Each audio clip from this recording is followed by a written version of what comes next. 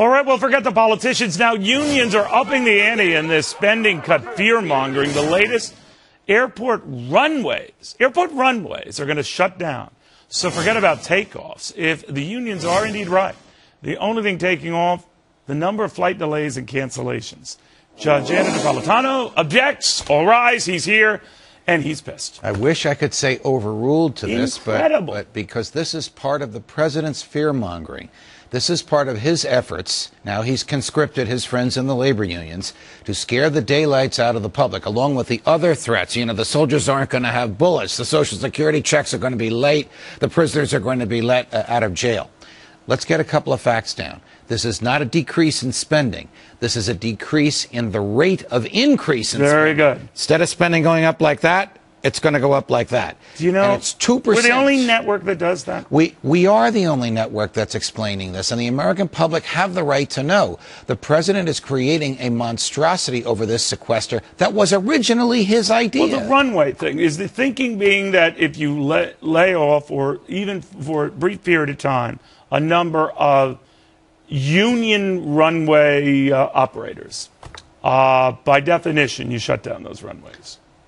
That's up to the president, because there's no budget.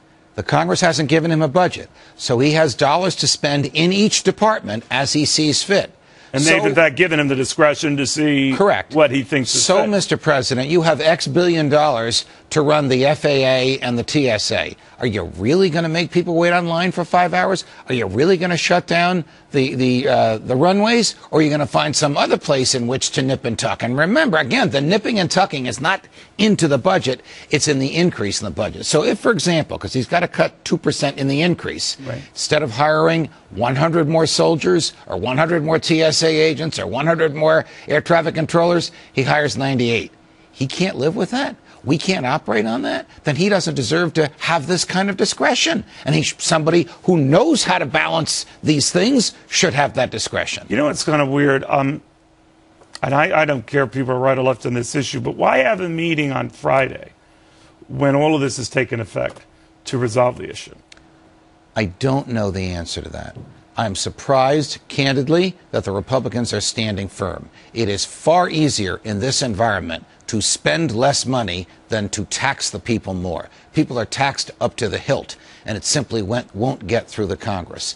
And the sooner the Democrats, the president, the labor unions, those folks recognize that spending is out of control and we can live our lives with a little less spending, the better off we all will be. Even they who want the more spending. Never, ever, ever, ever dawn on them. I think you're right.